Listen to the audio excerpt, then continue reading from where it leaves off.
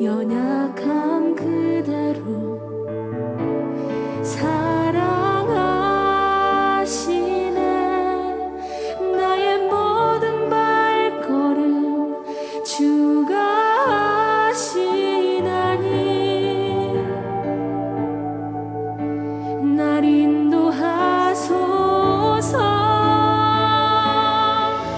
주의 날개 아래 거하는 것, 주의 임재 안에 거하는 것, 나의 가장 큰 소망, 나의 가장 큰 은혜,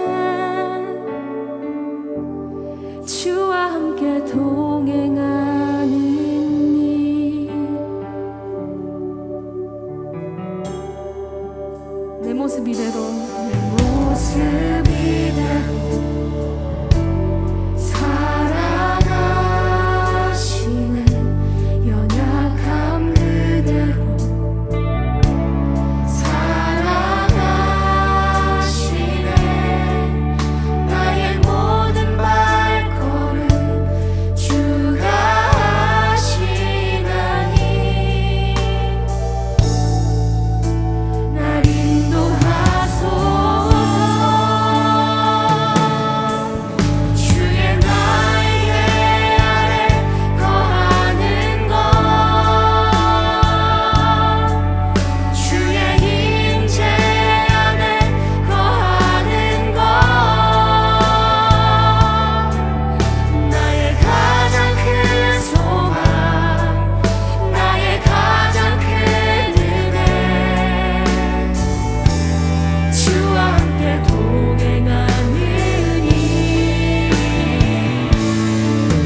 주의 날개 아래 거하는 것, 주의 임재 안에 거하는 것, 나의 가장 큰 소망, 나의 가장 큰 은혜, 주와 함께 동행하는 일.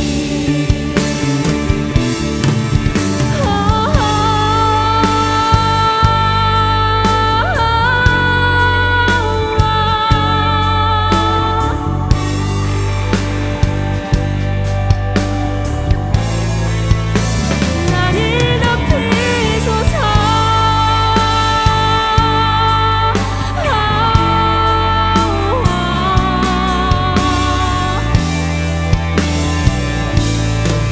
주의 날개 아래, 주의 날개 아래 거하는 것, 주의 임재 안에 거하는 것, 나의 가장 큰 소망, 나의 가장 큰 은혜, 주와 함께 동행하는 일. 주의 날개 아래 거하는 것, 주의 임재 안에 거하는 것, 나의 가장 큰 소망, 나의 가장 큰 은혜, 주와 함께 동행하는 일. 나의 가장 큰 소망, 나의 가장 큰 은혜, 주와 함께 동행하는 일.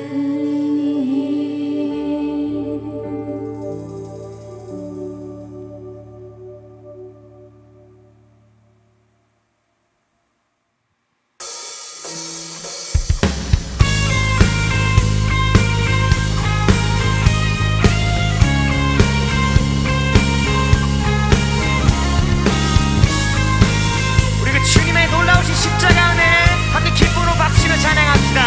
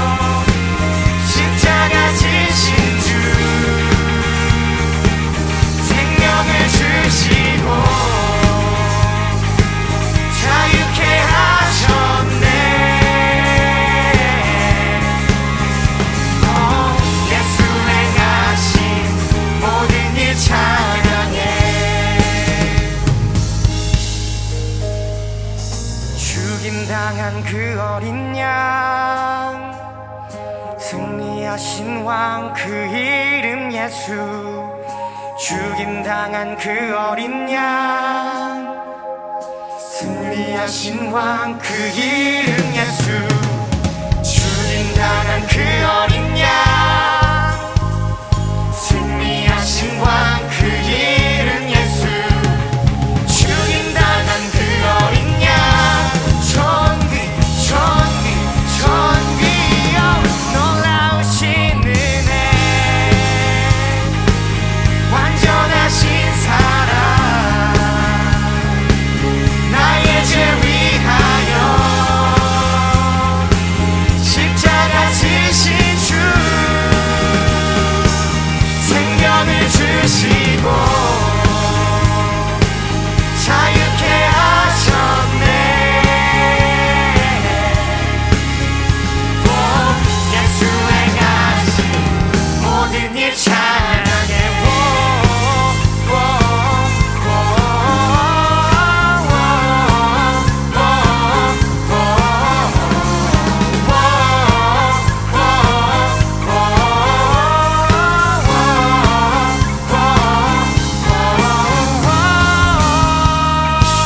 할렐루야! 그 주님의 놀라우신 은혜를 찬양합니다. 할렐루야!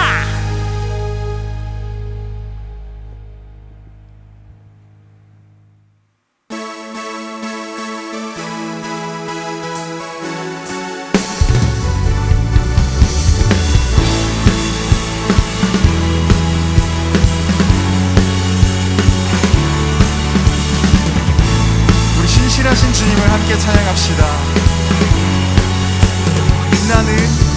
빛나는 주의 영광, 온 땅을 비추시네. 주님의 위대하심, 온 땅이 찬양하네. 영원한 주의 나라, 이곳에 임하시네. 한없는 주의 사랑, 이곳에 가득하네. 신실하신 주, 신실하신 주, 주님의 은혜 넘치네. 소리 높여 주 찬양해. 위대하신 주님께 온 마음 다해 주 경배해. 크고 놀라우신 주. 다시 한번 찬양합시다. 빛나는 주의 영광, 온 땅을 비추시네. 주님의 위대하심, 온 땅이 찬양하네. 영원한 주의 나라, 이곳에 임하시네. 한없는 주의 사랑, 이곳에 가득하네. 신실하신 주, 신실하신 주, 주님의 은혜 넘치네. 소리 높여 주 찬양해. 위대하신 주님께 온 마음 다해 주 경배해. 크고 놀라우신 주, 소리 높여 주 찬양해. 위대하신 주님께 온 마음 다해 주 경배해. 크고 놀라우신 주.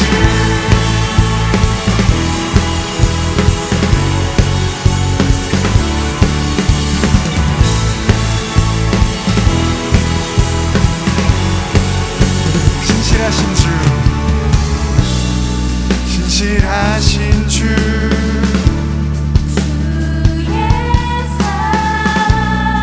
신실하신 주,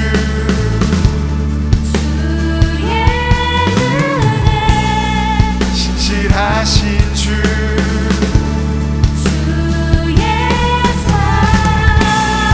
신실하신 주. 주님의 은혜 넘치네. 소리 높여 주 찬양해. 위대하신 주님께 온 마음 다해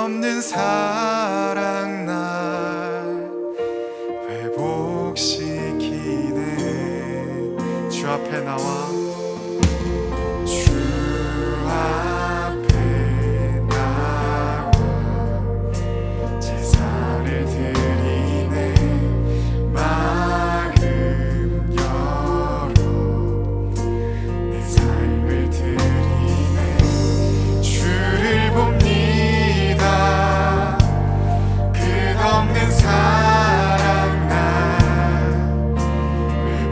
회복시키네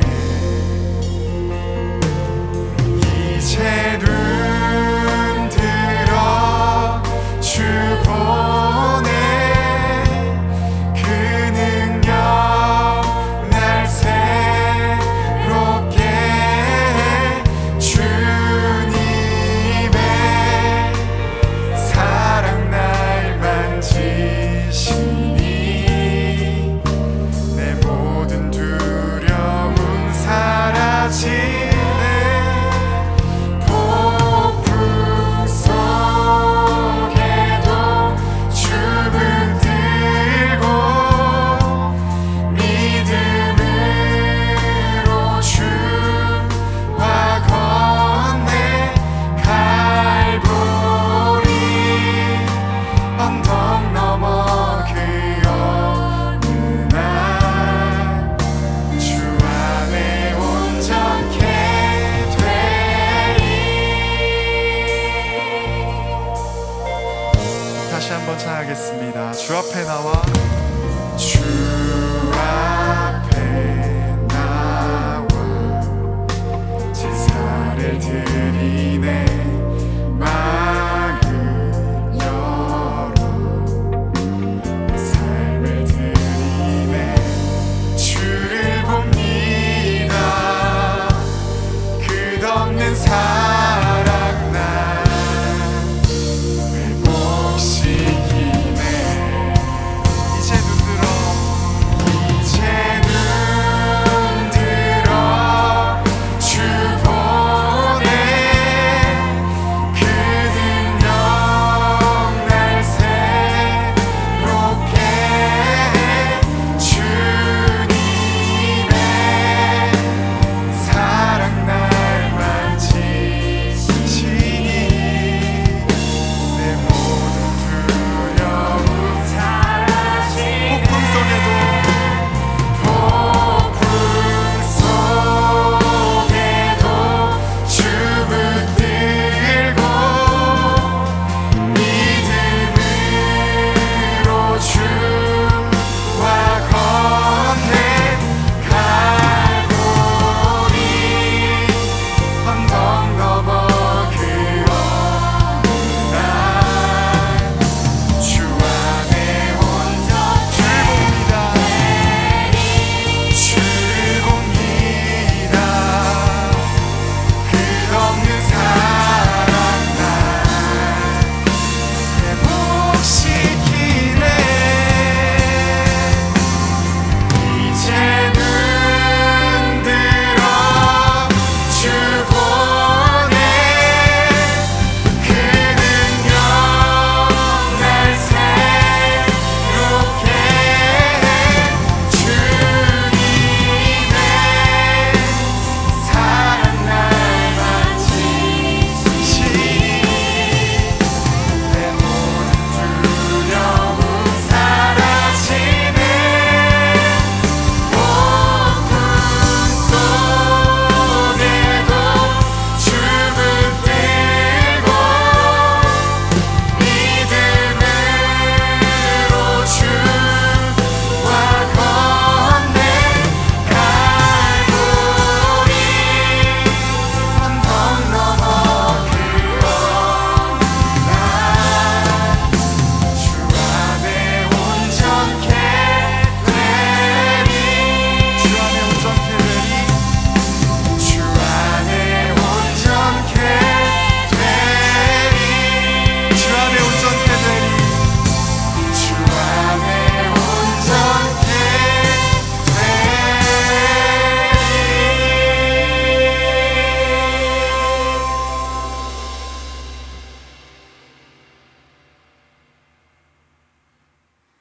함께 기도하겠습니다. 하나님, 이 시간 우리의 예배 중에 함께 하여 주시고 우리의 예배를 기뻐 받아주시니 감사합니다. 우리가 함께 모여 예배할 수는 없지만 한마음 한뜻으로 이 시간 주님을 예배합니다. 각자의 처소에서 예배드리는 부르짖은 모든 지체들의 예배 장소에 임재하여 주시고 하나님을 만나는 귀한 은혜를 허락해 주시기를 간절히 기도합니다. 주님, 우리는 여전히 코로나로 인해 많은 어려움 속에 있습니다. 우리의 일상이 코로나를 벗어나지 못해 여러 불편함과 불안함 속에 있지만 주님, 이 시간 우리의 신앙만큼은 주님 안에서 어렵고 힘들지라도 더욱더 견고히 설 수 있도록 주님 은혜 베풀어 주시옵소서. 하나님이 주신 지혜와 용기를 가지고 우리에게 주어진 하루하루를 주님과 동행하며 또 기쁨을 누릴 수 있는 부르짖은 모든 지체들 될 수 있도록 주님 인도하여 주시옵소서. 중학교와 또 고등학교를 진학하면서 새학기를 맞이하는 친구들이 있습니다. 공부하는 가운데 지혜와 명철을 더하여 주시고 무엇보다도 건강을 더하여 주셔서 하나님이 허락하신 이 시간들을 감사히 여기며 의미 있고 뜻깊은 시간들로 채워 나아갈 수 있도록 인도하여 주시옵소서. 우리 부르짖은 모든 지체들의 매일의 삶 속에 주님께서 늘 동행하여 주시기를 기도합니다. 날마다 하나님과 동행하며 하나님의 뜻과 하나님이 주시는 비전을 발견하게 하여 주시고 걸어가는 모든 발걸음 위에 성령께서 동행하여 주셔서 걷고 또 머무는 모든 곳이 하나님의 영광이 될 수 있도록 주님 축복하여 주시옵소서. 이 시간 말씀 듣습니다. 목사님의 입술을 통하여 오늘 우리의 마음과 삶에 새겨야 하는 말씀이 온전히 선포되게 하여 주시고 말씀이 우리의 삶 속에 깊이 뿌리내려 살아가는 모든 순간에 열매로 드러날 수 있도록 주님 인도하여 주시옵소서. 감사드리며 예수님의 이름으로 기도합니다. 아멘. 네, 안녕하세요. 사랑하는 우리 브릿지 여러분, 환영합니다. 특별한 광고는 없고요. 다음 주가 우리 명절이라 IM샘 그리고 GSM 친구들은 부모님들과 함께 가정 예배로 드리시면 되겠습니다. 드림샘은 밴드를 통해서 추후 공지할 예정이니까 밴드 공지를 잘 확인해 주시면 감사하겠습니다. 오늘 우리에게 주시는 하나님의 말씀 함께 보도록 하겠습니다. 다니엘서 4장 28절부터 33절까지의 말씀 함께 묵상하겠는데요. 제가 여러분들을 위해서 봉독해 드리도록 하겠습니다. 한번 잘 귀 기울여서 들어봐 주시면 감사하겠습니다. 다니엘서 4장 28절부터 33절까지 말씀입니다. 이 모든 일이 다 나 느부갓네살 왕에게 임하였느니라. 12달이 지난 후에 내가 바벨론 왕궁 지붕에서 거닐세 나 왕이 말하여 이르되 이 큰 바벨론은 내가 능력과 권세로 건설하여 나의 도성으로 삼고 이것으로 내 위엄의 영광을 나타낸 것이 아니냐 하였더니 이 말이 아직도 나 왕의 입에 있을 때에 하늘에서 소리가 내려 이르되 느부갓네살 왕아 내게 말하노니 나라의 왕위가 내게서 떠났느니라. 내가 사람에게서 쫓겨나서 들짐승과 함께 살면서 소처럼 풀을 먹을 것이요 이와 같이 7대를 지내서 지극히 높으신 이가 사람의 나라를 다스리며 자기의 뜻대로 그것을 누구에게든지 주시는 줄을 알기까지 이르리라 하더라. 바로 그때에 일이 나 느부갓네살에게 응함으로 내가 사람에게서 쫓겨나서 소처럼 풀을 먹으며 몸이 하늘 이슬해졌고 머리털이 독수리 털과 같이 자랐고 손톱은 새의 발톱과 같이 되었더라. 아멘. 잠시 기도하시겠습니다. 사랑과 은혜가 많으신 하나님 감사합니다. 오늘도 귀한 하루를 허락하여 주시고 주님 앞에 이렇게 예배로 나아오게 하시면 감사드립니다. 이 시간 하나님의 말씀에 하나님의 음성에 귀 기울이고자 하오니 주님 함께하여 주시고 하나님의 말씀이 우리의 마음밭에 심기어져서 하나님의 말씀대로 또 하나님의 말씀 의지하여 살아가는 저희들 될 수 있도록 인도하여 주시옵소서. 감사드리며 살아계신 예수 그리스도의 이름으로 기도합니다. 아멘. 네, 여러분 혹시 암살이라는 영화를 아시나요? 저랑 굉장히 비슷하게 생긴 배우가 등장하는데 여러분 이정재라고 혹시 아시는지 모르겠어요? 네, 여기에 아무도 없어서 굉장히 다행인데 지금 카메라를 뚫고 야유가 막 들려오는 것 같습니다. 뭐 이럴 때라도 한번 이렇게 해보지 언제 해보겠어요? 여러분, 그 이정재라는 사람이 암살이라는 영화에 뭐 전지현도 나오고 이렇게 등장을 하는데 굉장히 많이 패러디가 돼서 여러분들 아마 한 번쯤은 들어보셨거나 또 영화를 보신 분도 있을 것 같습니다. 그 영화에서 굉장히 인상적인 부분이 한 부분이 있는데, 그 이정재라는 사람이 원래 독립군으로 활동을 하다가 이제 배반을 한 거죠. 배신을 해서 이제 밀정으로 스파이로 활약을 하다가 나중에 이제 해방되고 나서 이제 재판을 받는 장면, 그리고 그 재판이 끝난 뒤에 그 원래 독립군이었던 그 동료들에 의해서 암살을 당하는 장면이 등장하는데, 그 암살을 당하기 직전에 이 동료들이 이정재에게 물어봅니다. 도대체 왜 그랬냐? 왜 배신을 했냐? 멀쩡히 독립운동 잘하다가 왜 마음을 바꾼 것이냐라고 했을 때 이정재가 뭐라고 말을 하냐면, 그때는 몰랐으니까, 해방될 줄을 몰랐으니까 그랬다라고 그렇게 대답을 합니다. 굉장히 인상 깊게 본 장면이고요. 한편으로는 이해가 되면서도 우리 그리스도인들에게 시사하는 바가 굉장히 크다고 저는 생각을 합니다. 특별히 오늘 다니엘서와 굉장히 비슷한 상황이고, 또 이 다니엘서를 통해서 우리가 깨달을 수 있는 지혜들과 또 하나님의 음성과 굉장히 연결이 잘 된다고 생각을 하기 때문에 여러분들이 끝까지 잘 귀 기울여서 들어봐 주시면 감사하겠습니다. 이정재가 그때는 몰랐으니까, 그 말은 과연 무엇일까요? 독립운동을 열심히 했는데 희망이 보이지 않는 겁니다. 나라가 우리가 열심히 독립운동을 하고 일제와 맞서서 싸우면 언젠가는 독립을 하겠지라는 희망이 있어야 계속해서 독립운동을 하는데, 그 희망이 보이질 않는 거예요. 일제가 결코 망할 것 같지 않은 거예요. 우리나라의 독립은 절대로 오지 않을 것 같은 생각이 드니까 거기에서 좌절하고, 이렇게 열심히 하는 것이 과연 무슨 의미가 있을까? 어차피 우리나라의 독립은 올 것 같지도 않은데 라고 생각이 드니까 마음을 바꾸고 돌이켜서 일제의 앞잡이가 되고 스파이가 될 수밖에 없었다라고 하는 것입니다. 오늘 다니엘도 어떻게 보면 그 현상만 놓고 보면 비슷해요.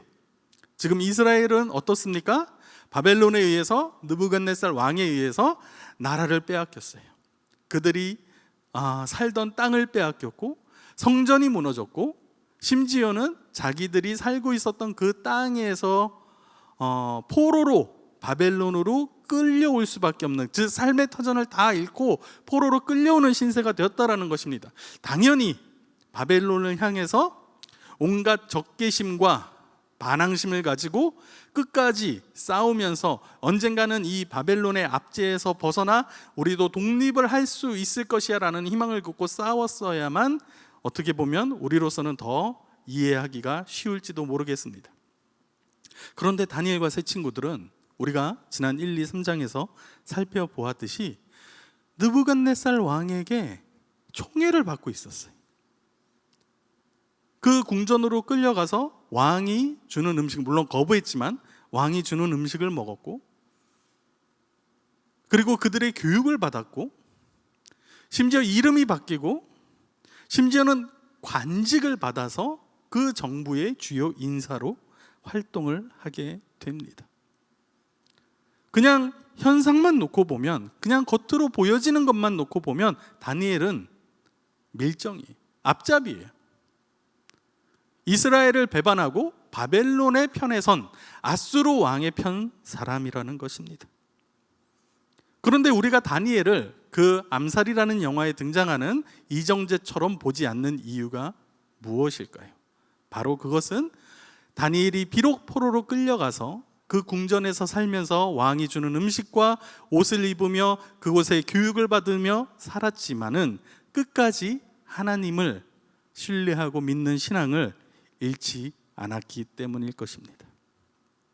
오늘 4장의 내용도 굉장히 비슷해요. 3장에서 그렇게 풀무불에 던져질 위기에서도 나는 하나님을 배반하지 않겠다, 나는 절대로 금신상에 절하지 않겠다라고 버티어서 느부갓네살 왕이 결국에는 4장 초반에 보면 하나님을 찬양하는 장면이 나옵니다. 하나님이야말로 신 중의 신이다, 왕 중의 왕이다 라고 찬양을 하는 장면이 나오는데, 그 다음에 느부갓네살 왕이 또 꿈을 꾸어요. 그리고 그 꿈을 꾼 다음에 또 근심하고 번뇌해서 앞에서 벌어졌던 일을 또 반복을 합니다. 바벨론의 모든 지혜자들을 불러 모아서 꿈을 해석하라고 했는데 하지 못하자 또 다니엘을 불러다가 그 꿈을 해석해. 그런데 그 꿈이 첫 번째 꿈과는 좀 다릅니다. 어떤 꿈이었냐면 큰 나무에 관한 꿈이에요. 큰 나무가 정말 높게 자라서 그곳을 통해서 모든 사람들이 먹고 마시며 풍요롭게 사는 그 꿈인데, 그 꿈 속에서 나무가 잘립니다. 구루터기 밑둥이만 남기고 잘려요. 그러면서 뭐 쇠사슬에 묶이고 막 이런 꿈을 꾸어서 다니엘에게 해석을 해보라고 했는데, 다니엘이 굉장히 고민하면서 조심스럽게 왕에게 그 꿈을 해석해 줍니다. 그 꿈의 내용이 무엇이었냐? 결국 이 나무는 아수르 왕을 뜻한다는 거예요. 아수르 왕이 지금처럼 큰 제국을 이루고 나라를 부강하게 하고 평화롭게 했지만, 지금처럼 교만하게 자기 자신의 업적을 드러내기 위한 삶을 살고 공의와 공평을 행하지 않고 사람들을 압제하고 억울하게 하고 그 사람들의 희생과 헌신으로 내 나라를, 내가 영광을 얻는다면 당신은 그 잘려진 나무처럼 잘려지게 될 것이요 온갖 고난을 겪게 될 것입니다 라고 말하는 내용이 오늘 우리가 읽었던 본문의 내용이에요. 그러면서 28절에 보세요. 이 모든 일이 다 나 느부갓네살 왕에게 임하였느니라. 지금 다니엘이 해석해 준 내용들이 그대로 일어났다라고 느부갓네살 왕 스스로 고백하는 장면이 바로 28절부터 시작되는 겁니다. 그러면서 29절에 보니까 12달이 지난 후에 내가 바벨론 왕궁 지붕에서 거닐새 나 왕이 말하여 이르되 이 큰 바벨론을 내가 능력과 권세로 건설하여 나의 도성으로 삼고 이것으로 내 위엄의 영광을 나타낸 것이 아니냐 하였더니, 여러분 왕궁은 그 땅 가운데서도 가장 높은 곳에 있었겠죠. 가장 높은 곳에 있는 그 땅 위에다가 또 가장 높은 건물을 지어서 그 왕궁의 지붕에서 바라보면 아마 온 나라가 한눈에 내려다 보이는 장관을 아마 이루었을 것입니다. 그 장관을 바라보면서 왕이 말하는 거예요. 이 큰 바벨론, 내가 능력과 권세로 건설하여 나의 도성으로 삼은 바로 이것이 내 위엄과 영광을 나타내는 증거다라고 스스로, 요즘 말로 하면 자뻑이죠. 뭐 솔직히 자뻑이라고 하긴 좀 뭐해요. 사실이니까. 가장 위대한 그 바벨론 제국의 가장 위대한 왕 중에 하나로 손꼽히고 있고, 실제로 역사적으로도 가장 큰 그리고 강력한 국가를 이루었기 때문에 뭐 그렇다 칩시다. 어쨌든 자기의 그 성공과 자기가 달성한 그 업적에 한껏 취해 있어서 막 뿌듯하고 막 자부심이 느껴지고 막 기쁘고 막 이걸 어떻게든지 좀 자랑하고 싶고 드러내고 싶고 막 그런 기분에 빠져 있는 거예요. 그런데 31절에 보니까 이 말이 아직도 나 왕의 입에 있을 때에, 아직도 이 말을 하고 있는 중에 하늘에서 소리가 내려 이르되 느부갓네살 왕아 내게 말하노니 나라의 왕위가 내게서 떠났느니라. 지금 나는 왕궁의 옥상에 서서 내 온 나라를 다 쳐다보면서 이것이 내가 이룩한 나라구나, 내가 노력해서 얻은 결과구나 라고 스스로 자부심을 느끼면서 만족해하면서 그렇게 서 있는데, 그 말이 끝나기도 전에 하늘에서 소리가 내려서 나라의 왕위가 내게서 떠났다, 그렇게 말을 하고 있는 겁니다. 그러면서 32절에 내가 사람에게서 쫓겨나서 들짐승과 함께 살면서 소처럼 풀을 먹을 것이요, 이 모든 것들을 다 빼앗기겠다라는 거죠. 이와 같이 7대를 지내서 지극히 높으신 이가 사람의 나라를 다스리며 자기의 뜻대로 그것을 누구에게든지 주시는 줄을 알기까지 이르리라. 이것을 다 빼앗겨서 정말 온갖 고생과 험난한 일들을 다 겪을 것인데, 언제까지 그렇게 된다고요? 네가 스스로 왕이 된 것이 아니라 그 왕을 세우시는 이가 하나님이시며 그 나라를 다스리면서 또 자기의 뜻대로 그것을 내가 아닌 다른 사람에게 그 왕권을 넘겨주실 수도 있는 절대자 하나님이 곧 나라는 사실을 깨닫기까지 너가 그 고생을 할 것이다 라고 말하는 거예요.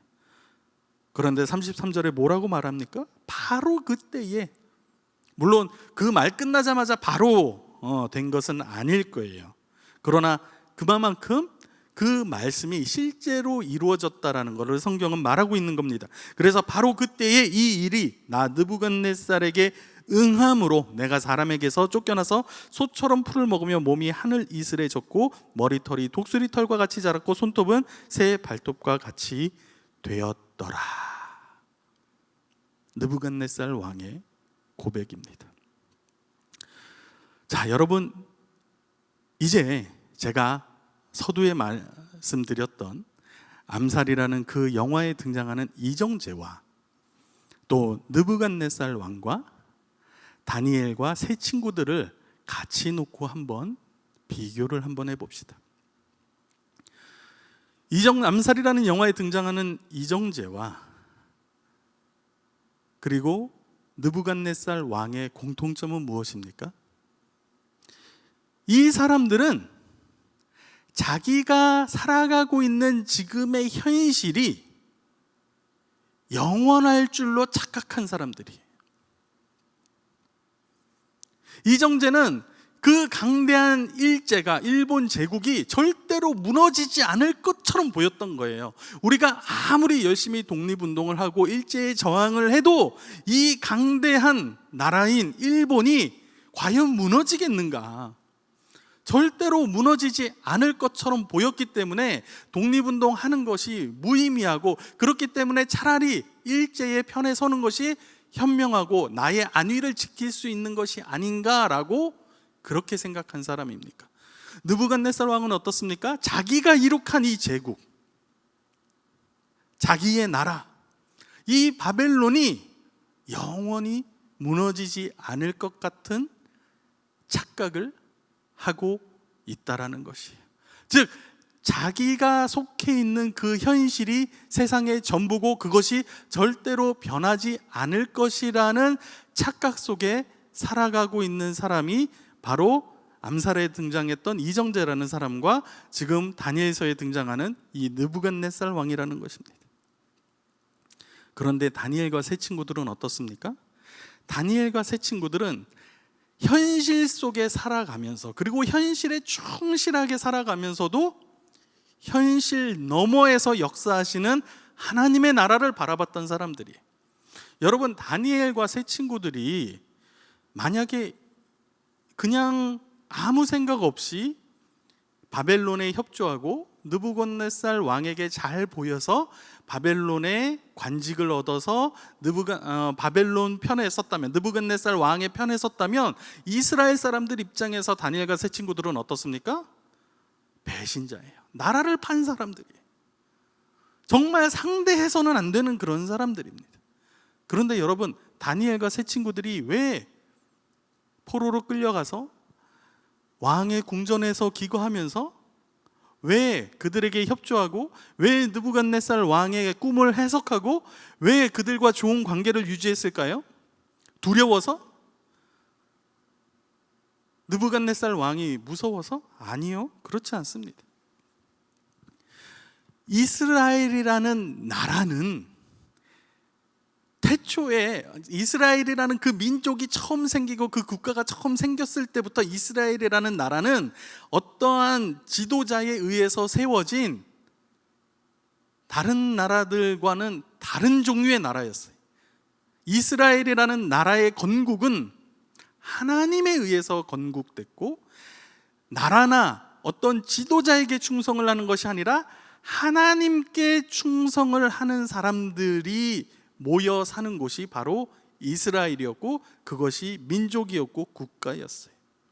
즉, 다니엘은 이스라엘이라는 나라에 충성을 한 것이 아니고 이스라엘을 다스렸던 어떤 왕이나 지도자에게 충성을 했던 것이 아니고 바로 이스라엘 나라의 가장 근본이 되시는 하나님에게 충성을 하고자 했기 때문에 이 사람들은 바벨론의 포로로 끌려갔을지라도, 그리고 느부갓네살의 궁전에 살고 있었을지라도 하나님을 배신하지 않는 것이 이스라엘 사람으로서의 정체성을 지키는 것이고, 이스라엘이라는 국가를 사랑하는 것이고, 그것이 하나님의 백성으로 살아가는 사람들의 자세라는 것을 누구보다도 잘 알고 있었다라는 거예요.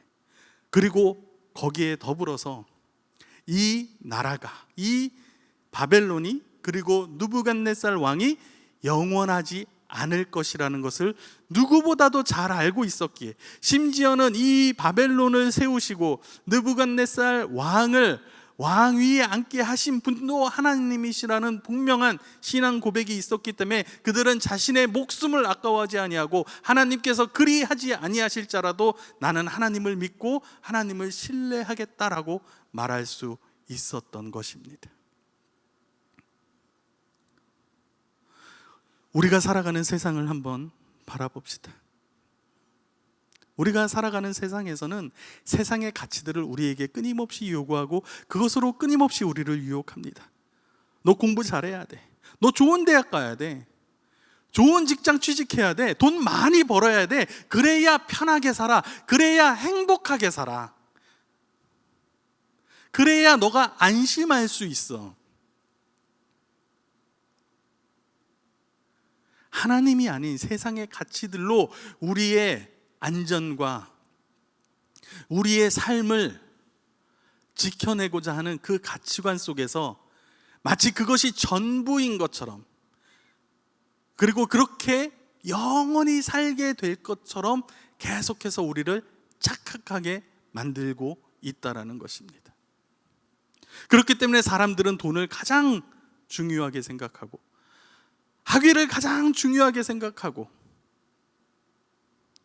세상의 기준들, 사람들이 평가하는 것들, 그런 것들이 가장 중요하고 절대적인 가치를 가진다라고 착각하면서 살 수밖에 없는 것입니다. 지난주에 굉장히 좀 화가 나는 일들이 뉴스에 몇 번 떴었어요. 그 중에 하나가 배달하시는 분들을 인격적으로 모욕하고, 공부 못했으니까 그런 거 하고 있는 거 아니냐, 네가 공부를 잘했으면 그런 거 하고 있겠냐, 사장하고 있겠지라고 그렇게 인신공격을 했던 사람의 이야기가 뉴스에 나오고, 그것 때문에 사회적 공분이 일어나고 큰 이슈가 되었습니다. 저는 그 기사들을 보면서 한편으로는 굉장히 화도 나고 굉장히 실망도 하고, 한편에서는 굉장히 분노가 일어나는 것을 느꼈습니다. 그런데 조금 더 가만히 생각해 보니까 과연 그 사람만 그렇게 생각할까? 그 사람이 정말로 나쁘고 정말로 못됐고 막 이상한 악마 같은 사람일까? 아니요. 아마 그 사람 주변에 있는 사람들이면 지극히 평범한 사람이라고 말을 할 것 같아요. 그냥 열심히 직장 생활하고 아르바이트하고 있었던 걸로 제가 알고 있는데, 아르바이트 생활하면서 누군가의 친구로서, 누군가의 자녀로서, 누군가의 형제 자매로서 아마 평범하게 사는 사람일 가능성이 굉장히 높을 거라고 저는 생각합니다. 그런데 문제는 세상의 가치, 즉 돈과 학벌과 사회적 지위와 이런 것들이 최고의 가치로 여겨지는 세상의 가치를 그대로 받아들였기 때문에 정말로 힘들고 어려운 상황 속에서, 화가 나는 상황에서 그 분을 못 참고 입으로 내뱉은 말이 자기가 평소에 생각하고 있었던 것, 자기가 평소에 믿고 있었던 것, 자기가 평소에 가장 중요하고 생각했던 말을 그냥 내뱉은 거예요. 그러니까 네가 공부 잘했으면 그런 거나 하고 있겠느냐 라고 말을 할 수밖에 없었던 것입니다. 우리는 알게 모르게 그런 유혹과 그런 가치관 속에 젖어서 살아가고 있어요. 이것을 돌이키기 위해서는 그것이 아니라는 것을 오늘 느부갓네살 왕이 말하고 있는 것처럼 32절에 여러분 다시 한번 보세요. 32절에 보니까 내가 사람에서 쫓겨나서 뭐 들짐승과 함께 살면서 뭐 소처럼 풀을 먹고 싶고시오 그러면서 이게 언제까지 이루어질 거라고 그래요? 언제까지 그 이루어지는 것이 뭐냐면 지극히 높으신 이가 사람의 나라를 다스리시며 자기의 뜻대로 그것을 누구에게든지 주시는 줄을 알기까지 이르는, 즉 네가 누리고 있는, 네가 바라보고 있는 이 세상의 주인이 하나님이시라는 사실을 너가 깨닫는 그 순간까지 너는 들짐승과 함께 살게 될 거고 소처럼 풀을 먹을 것이다 라고 말을 하는 거예요. 즉 인간의 교만을 무너뜨리시고 깨뜨리시는 그 하나님을 알 때까지. 하나님이 우리에게 하시는 말씀은 늘 같습니다. 우리의 교만을 버리고 하나님 앞에 온전히 순복할 때, 하나님의 뜻에 따라 살아가고자 이 세상의 가치들을 무의미한 것으로 여기면서, 비록 내가 조금 손해를 보고 비록 내가 조금 고생을 하더라도 더 크고 높은 가치인 하나님이라는 그 가치를 붙잡기 위해서 살아가는 사람들이 하나님의 백성이라 일컬음을 받을 것이라고 성경은 말하고 있는 것입니다.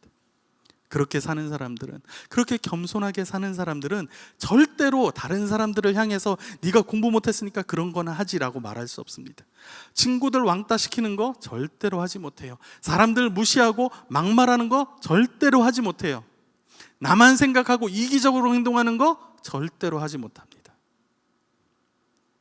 다니엘이 느부갓네살 왕에게 뭐라고, 오늘 읽었던 본문은 아니지만 27절, 바로 오늘 읽었던 본문의 바로 그 전절에 다니엘이 꿈을 해석하면서 마지막에 느부갓네살 왕에게 뭐라고 하는지 아세요? 그런즉 왕이여, 내가 아뢰는 것을 받으시고 내가 정말로 충원을 할 테니까 제발 좀 들으시라는 겁니다. 뭐라고 말하냐면 공의를 행함으로 죄를 사하고 가난한 자를 긍휼히 여김으로 죄를 사하소서, 그리하시면 왕의 평안함이 혹시 장구하리이다 하니라. 즉 하나님이 원하시는 것은 공의를 행하고 가난한 자를 긍휼히 여기는 마음으로 다른 사람의 죄를 용서해 주는 넓은 마음을 가지고 살아가는 것이 정말로 하나님이 원하시는 것이고, 그렇게 산다면 하나님께서 왕을 지키시고 보호하시고 그 날을 더 길게 장구하게 해 주실 수 있다라는 거예요. 느부갓네살 왕은 그렇게 하지 않았습니다. 자기 자신의 업적과 자기의 나라를 과시하기에 급급했어요. 보여주고 싶어서 안달나 있었어요. 여러분, 우리가 하나님 앞에 겸손하다는 것은 그냥 주일날 교회에 와서 예배드리면서 하나님 내 죄 용서해 주세요, 무릎 꿇고 엎드려서 기도만 하는 것이 겸손이 아닙니다. 그것은 세상의 가치를 거부하는 일이고 내가 아닌 다른 사람들을 먼저 돌아보는 것이고, 이 땅에 내가 살아가고 있는 이 현실 속에서 하나님의 공의와 정의가 어떻게 해서든지 흘러갈 수 있도록 내 모든 노력을 아끼지 않는, 그것이 내 삶을 요구할지라도 내가 원하는 삶을 살아가는 것이 아닌 하나님이 원하시는, 그리고 하나님의 뜻이 이 땅에서 이루어지기를 간절히 소원하는 마음으로 살아가는 사람들이 하나님 앞에서 겸손한 사람인 줄을 여러분들 믿으시기 바랍니다. 그런 사람들을 하나님은 사랑하시고 그런 사람들을 하나님은 보호하실 것이며 그런 사람들을 당신의 자녀로 삼으시고 하나님의 백성으로 삼으실 것입니다.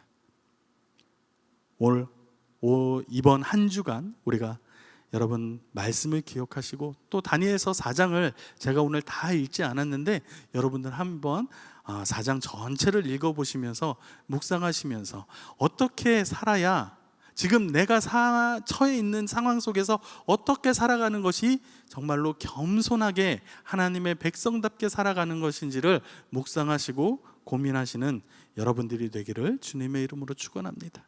우리가 그렇게 하나님의 말씀을 붙잡고 하나님의 말씀대로 살아가는 저와 여러분들이 되시기를 주님의 이름으로 축원합니다. 함께 기도하시겠습니다. 사랑과 은혜가 많으신 하나님 감사합니다. 다니엘을 통해서 또 느부갓네살 왕을 통해서 하나님 앞에서 겸손하게 살아가는 것이 어떠한 것인지를 다시 한번 깨닫게 해 주셔서 감사합니다. 하나님, 저희들 입으로만 혹은 마음으로만 겸손하게 하나님 앞에서 살아가는 것이 아니라 우리의 삶으로 겸손함을 살아낼 수 있는 참된 하나님의 백성들, 예수 그리스도의 제자들이 다 될 수 있도록 축복하여 주시옵소서. 감사드리며 살아계신 예수 그리스도의 이름으로 기도합니다. 아멘.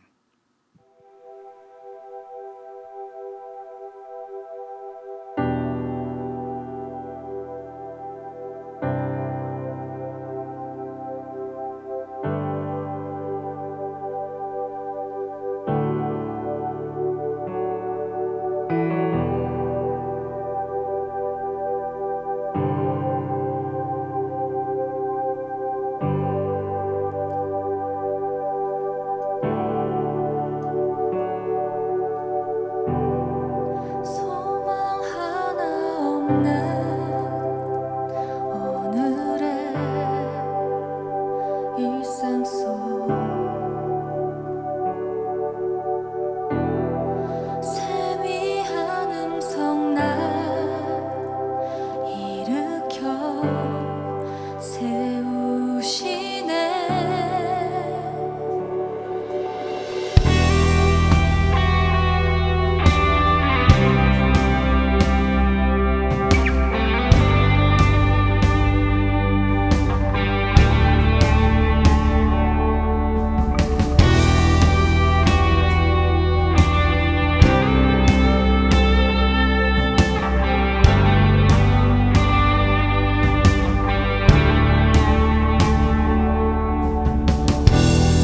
소망 하나 없는 오늘의 일상 속 세미한 음성 나 일으켜 세우시네. 내 한숨과 눈물 모두 다 가주시며 감춰진 비밀로 붙들어 주시네. 찬양의 이유 그 이름 역사와 시간의 주관자 만물 위에 권능으로 다스리시네.